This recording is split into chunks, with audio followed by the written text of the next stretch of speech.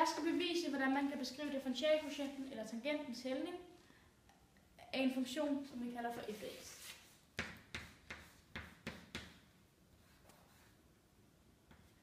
Differentialkvotienten eller tangentens hældning beskrives som et mærke af x, og den er det samme som grænseværdien til f af x plus h minus f af x divideret med h går mod 0.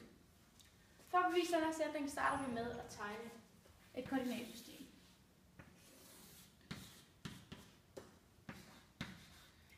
I koordinatsystemet tegner vi en eller anden funktion, som vi så kalder for f af x.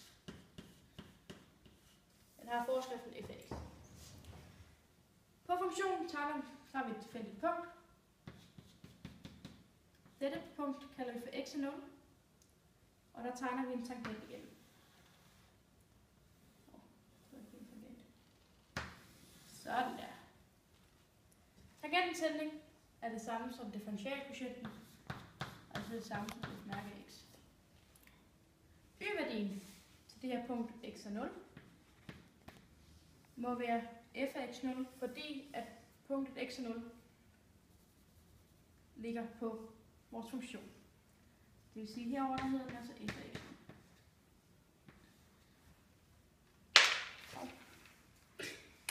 For at kunne bevise tangentens hældning, skal vi bruge en sekant, som vi tegner her. En sekant er en hældning, eller en sekant er en ret linje, der går igennem to punkter på en funktion. Det ene punkt, det er vores x af 0, komme f af x0, og den anden x-værdi, den kalder vi så x af 1. Da x1 er et punkt, der ligger på vores funktion, må y-værdien altså også være f af x1. Så sekantens hældning kalder vi bare for a af s. Da sekanten er en ret linje, der går imellem to punkter, kan vi benytte os af formlen for hældning mellem en ret linje af to punkter, eller en ret linje mellem to punkter, som er y2 minus y1 divideret med x2 plus x1. Hvor det er et punkt, som vi kalder a, er x1 y, og det andet punkt, som vi kalder b, er x2, y2. For at finde hældningen af sekanten, skal vi altså bruge de to punkter. Y2, det må være vores f af 1. F af x hedder det. Og den anden y-værdi må være vores y1, som er f af x. Vores x2 må altså være vores y1. Og den sidste x-værdi er altså x0. Nu gør vi det, at vi kalder afstanden mellem de to x-værdier herovre for h.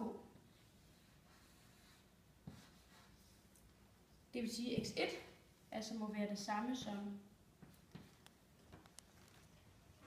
x0 plus h. Og dermed må vores y-værdi til x1 eller x0 plus h altså være det samme som f af x0 plus h. Sådan der.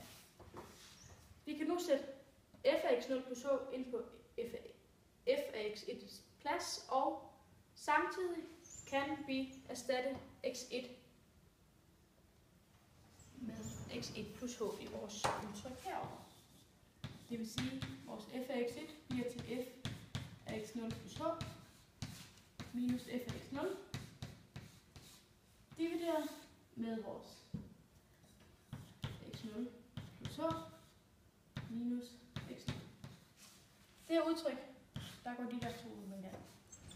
Det vil sige, i forhold til nu, at vores sekants hældning kan beskrives som f af x0 plus h minus f af x0 divideret med h.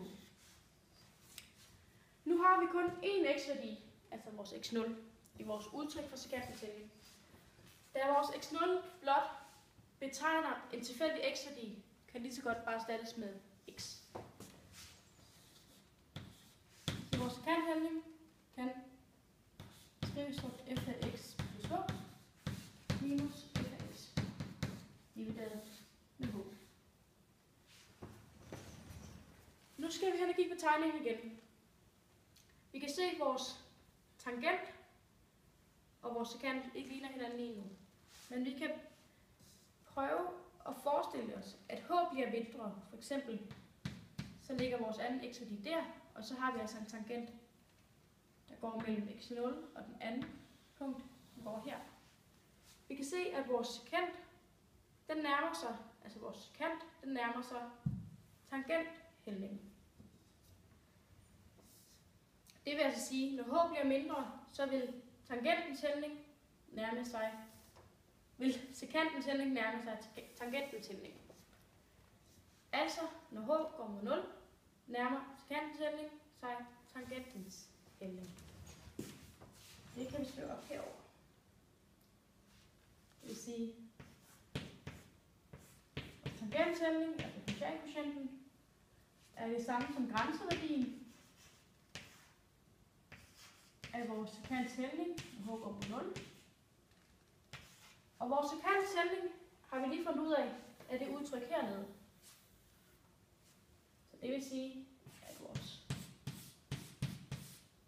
differentialkvotient eller tangentens hældning kan beskrives som grænseværdien af f af x plus h minus f af x divideret med h, og h går mod 0. Og dermed har vi bevist vores sætning.